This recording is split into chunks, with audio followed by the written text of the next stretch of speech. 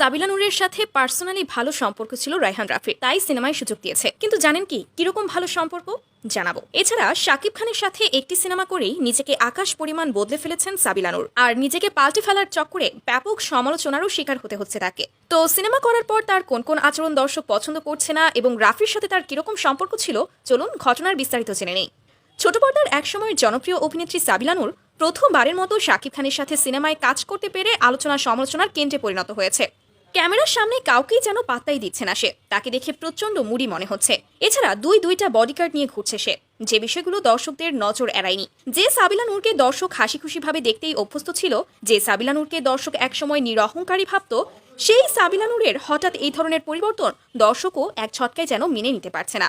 সম্প্রতি তার এই ভিডিও ক্লিপটি রীতিমতো সোশ্যাল মিডিয়া জুড়ে আরও আগুন লাগিয়ে দিয়েছে, যেখানে তাকে প্রচন্ড মুডি মনে হচ্ছে এবং তাকে দেখেই বোঝা যাচ্ছে সিনেমা করার আগে কিন্তু একদমই সে এরকম ছিল না। এছাড়া অনেকেই মন্তব্য করছে সাবিলা নূরকে নাটকেই ভালো মানাতো, তার হাইট, তার গ্ল্যামার কিংবা তার অভিনয় কোনোটাই সিনেমার সঙ্গে মানানসই নয়। এছাড়া আরও একটা গুরুত্বপূর্ণ মন্তব্য ভেসে বেড়াচ্ছে সোশ্যাল মিডিয়া জুড়ে। অনেক জায়গাতেই বলা হচ্ছে সাবিলা নূর কোনোভাবেই শাকিব খানের সাথে সিনেমা করার সুযোগ পেত না, মূলত রায়হান রাফির সাথে খুব ক্লোজ একটা ফ্রেন্ডশিপ থাকায় সে সিনেমায় কাজ করার সুযোগ পেয়েছে।